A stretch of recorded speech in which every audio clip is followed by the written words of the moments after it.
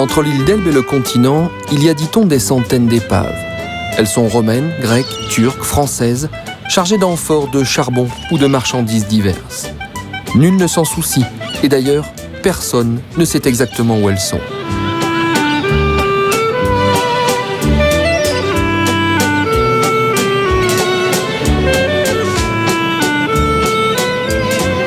Et puis, au sud de l'île, il y a un lieu dont tout le monde parle.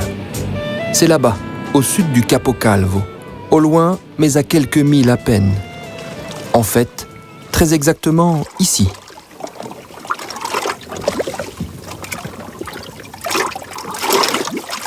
C'est ici en effet que le Poluce a coulé en 1841. L'histoire n'est pas si vieille que ça, et pourtant ici, il y a quelques années encore, personne ne connaissait le nom de ce navire. Tous, en revanche, savaient qu'il y avait quelque chose au fond de l'eau.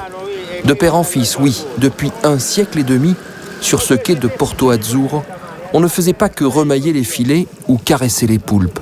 On se racontait surtout une bien belle histoire. Nous savions qu'il y avait une épave, mais nous ne savions pas comment elle s'appelait. Peut-être les plus vieux, et encore. Mais vous en parliez entre vous ? Oui, il y avait une épave au fond, et on en parlait comme les autres avant nous. C'était l'épave d'un bateau, mais pour savoir où c'était, quel endroit exact, et s'il était encore là, la légende disait tout simplement qu'il y avait au fond de l'eau un carrosse en or.